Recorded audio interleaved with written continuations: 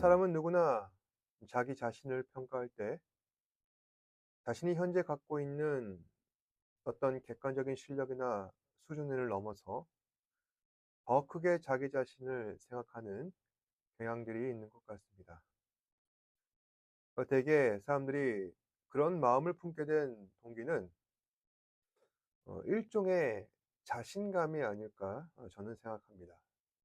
그러니까 사람에게는 저마다 넘어야 할 벽이 있는 것이고 그 벽을 부딪혀 이겨내면은 자신의 실력과 수준이 한 단계 업그레이드 되는 것인데, 내가 지금 당장은 부족하지만 조금만 노력하면은 넘을 수 있을 것이라 생각을 하고, 그래서 언젠간 반드시 넘고야 말겠다는 의지적인 표현과 기대감으로 지금의 자기 자신보다 더 높은 수준으로 자신을 평가하는 것입니다. 바로 이것이 자신감이죠. 하지만 어떤 경우는 자신이 넘어야 할 벽이 너무 커서 그 현실적 한계가 분명하기에 자포자기하게 되는 경우도 있습니다. 그럴 땐 오히려 쉽게 담량하면은 시간 절약도 되고 또 다른 선택지에 대한 가능성을 열어놓게 되는 것이죠. 하지만 쉽게 단념을 했는데 내게 그것 말고는 주어져 있는 다른 선택지가 없게 된다면은 사람은 좌절과 낙심과 방황을 하게 된다는 것입니다.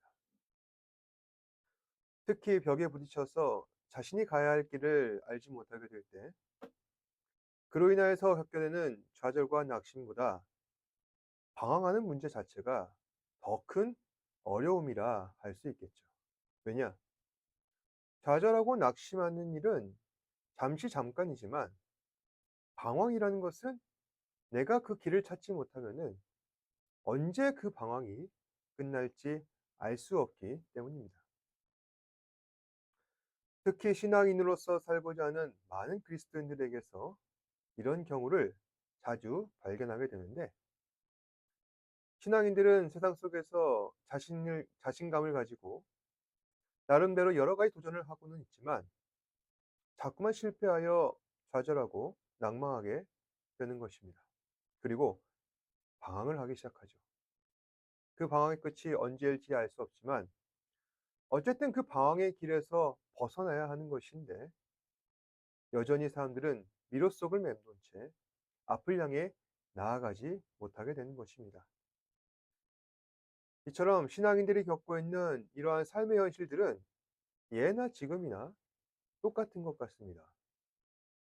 오늘 말씀의 배경이라 할 수 있는 구약의 광야 시대 속에서도 이스라엘은 믿음이 약하여서 하나님을 진노케 하였고 결국 그에 따른 결과로 광야를 40년 동안이나 떠돌게 되는 것입니다. 그럼 대체 그들은 어떠한 믿음을 가졌기에 하나님께서 이스라엘을 향해 진노하시고 그들로 하여금 40년이나 방황하게 하셨던 것일까요? 오늘 말씀해 보시면은 하나님께서는 이스라엘 각 지파별로 가나안 땅을 정탐할 장정 한 사람씩을 뽑으라 하십니다. 그리고 그들을 한데 모으셔서 가나안으로 파송시키십니다. 다에서 12명의 정탐꾼들인데 이 사람들은 각 지파를 다스리는 리더로서 그들의 말과 행동은 이스라엘 가운데 큰 영향을 끼치는 것입니다. 하나님께서는 그들을 모으시고 가나안 땅으로 파송하시면서 다음과 같이 말씀하십니다. 모세가 가나안 땅을 정탐하러 그들을 보내며 이르되 너희는 내게 길로 행하며 산지로 올라가서 그 땅이 어떠한지 정탐하라.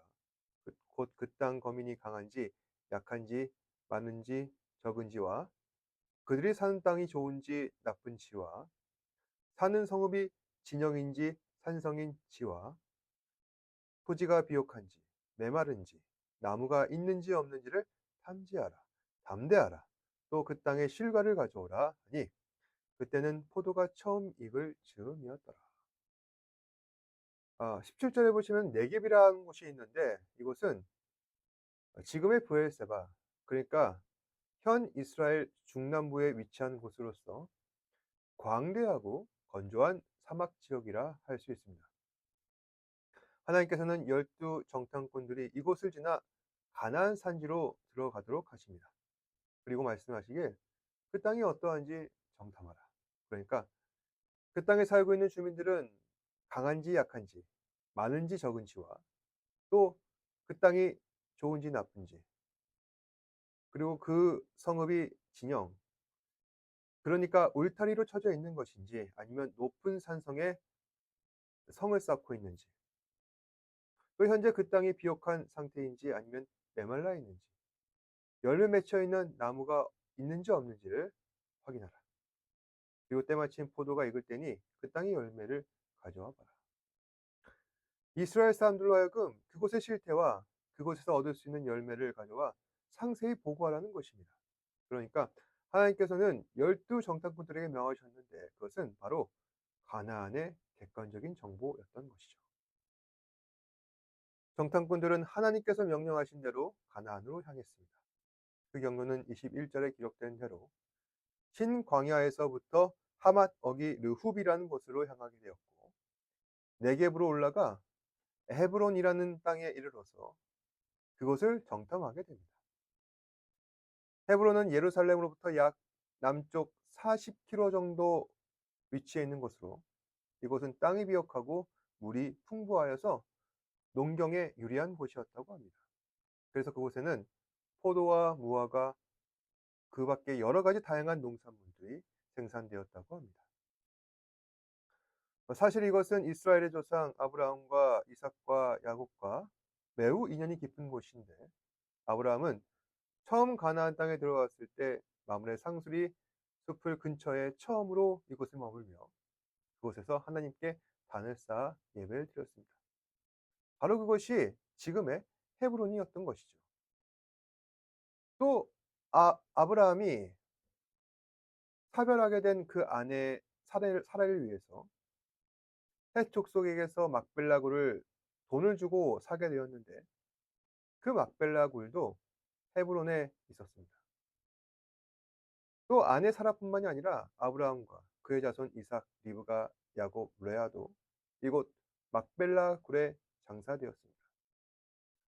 또 이스라엘 백성들이 가나안 땅을 정복할 때는 여호수아와 갈렙이 가장 먼저 그 헤브론 땅을 점령하여서 그 땅을 갈렙의 자손들이 차지하기도 하였습니다.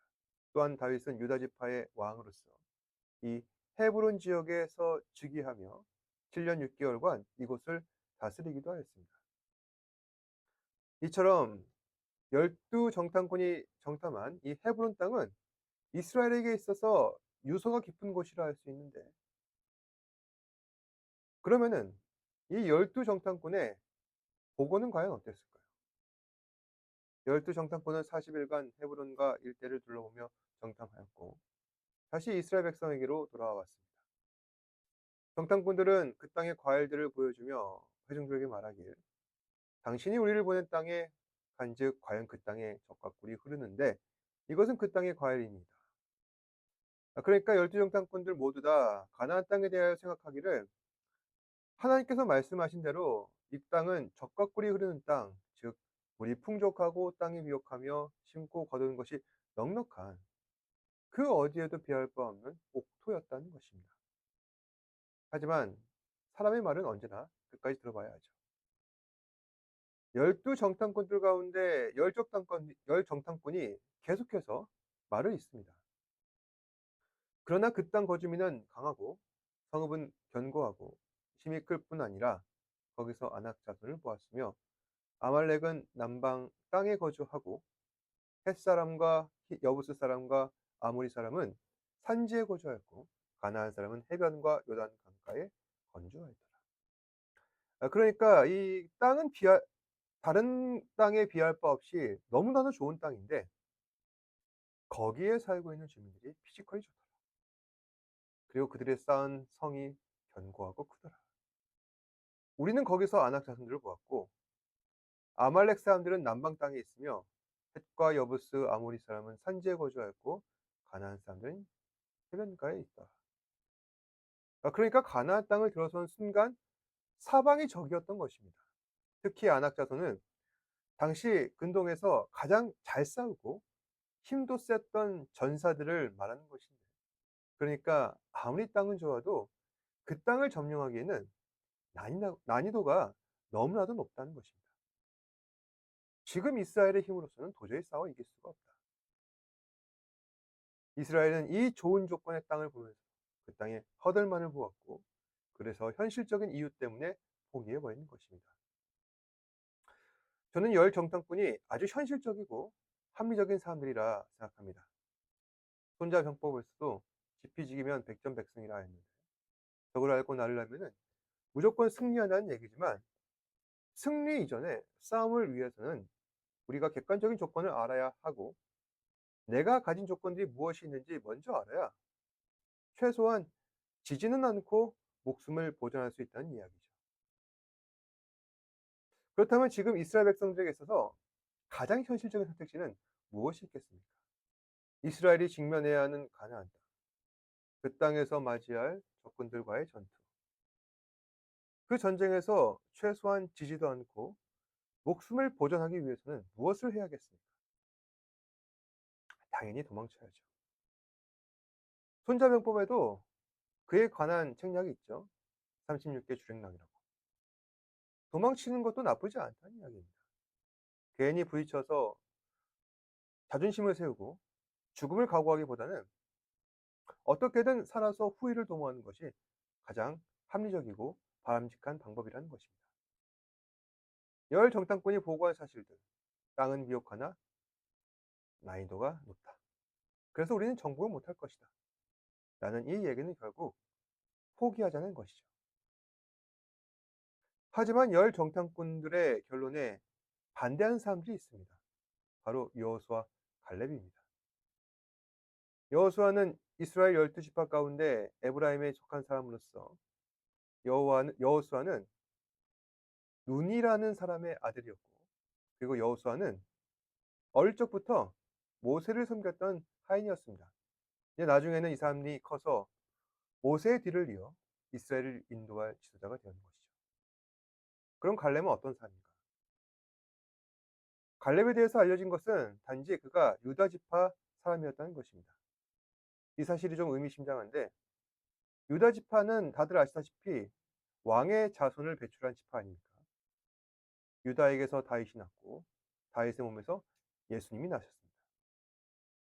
그런 집안에서 태어난 갈렙이 오늘 말씀해 보면은 열 정탐꾼의 보고에 자신의 의견을 자신의 반대하는 의견을 내고 있습니다. 뭐라고 합니까? 30절에 우리가 올라가서 그 땅을 취하자. 능히 이기리라. 아무리 가나안 사람들이 크고 강하다 할지라도 갈렙은 우리가 이길 수 있다 하는 것입니다. 아무리 싸우면은 기세가 중요하다. 사람들은 그렇게 이야기하지만 기세만으로 극복할 수 없는 차이라는 것은 분명히 존재하는 법이죠. 가나안 땅이 바로 그런 경우를 알 수 있습니다.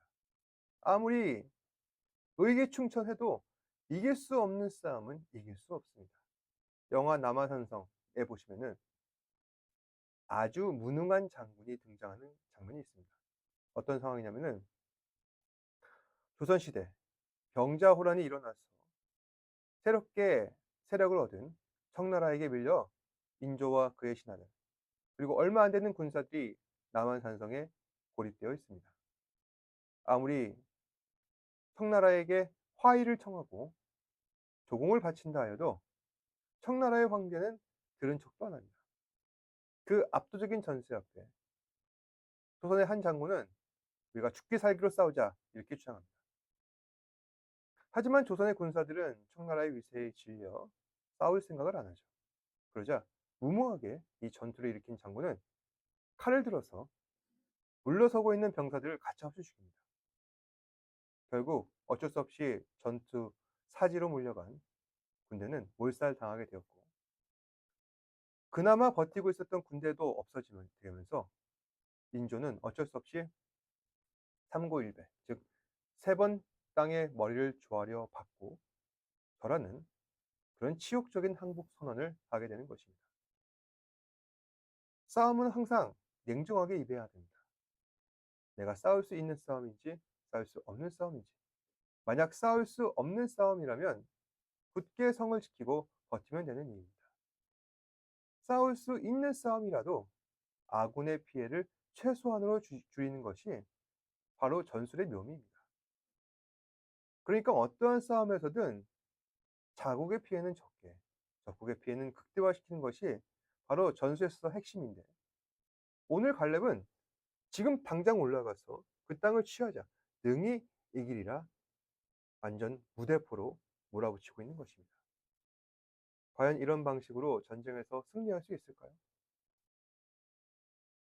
사실 전쟁에서 승리할 수 있냐, 승리할 수 없느냐, 이 점에 대해서는 하나님께서도 보시지 않으십니다. 다만 하나님께서는 우리의 믿음만을 보신다는 거죠. 내가 하나님을 믿고 신뢰하며 명령하시는 그 길을 따라 순종하며 잘 살아가는지. 그래서 하나님께서 원하시는 것은 우리의 믿음입니다. 승리는 그 뒤에 따라오는 것입니다. 그래서 오늘 말씀에 갈렙이 보였던 이 태도는 결코 무모한 도전이 아닙니다. 바보 같지만 하나님을 철저히 의지하는 믿음에 근거한 그의 자신 있는 태도인 것입니다. 그리고 하나님께서는 갈렙의 믿음을 높이 사셔서 다음과 같이 말씀하십니다. 내가 그들의 조상에게 맹세한 땅을 결단코 보지 못할 것이요. 또 나를 멸시하는 사람은 한 사람도 그것을 보지 못할 것이라. 그러나 내 종 갈렙은 그 마음이 그들과 달라서 나를 온전히 따랐은즉 그가 갔던 땅으로 내가 그를 인도하여 드리리니 그의 자손이 그 땅을 차지하리라. 하나님께서는 하나님께서 가라 명하신 땅을 악평하고 그런 악평을 믿어서 모세를 원망하고 이스라엘을 원망했던, 하나님을 원망했던 이스라엘 백성들에게 그 땅을 주시지 않겠다 약속하십니다. 그리고 하나님을 믿어서 이스라엘 백성들을 끝까지 설득하려 했던 갈렙에게만큼은 그 땅을 주시겠다 약속하십니다. 그러니까 하나님께서는 현실적이고 근거 있는 사람의 생각보다는 조금은 무모하지만 불안해 보이지만 하나님을 믿고 따라가려고 하는 갈렙의 손을 들어주셨다는 것입니다.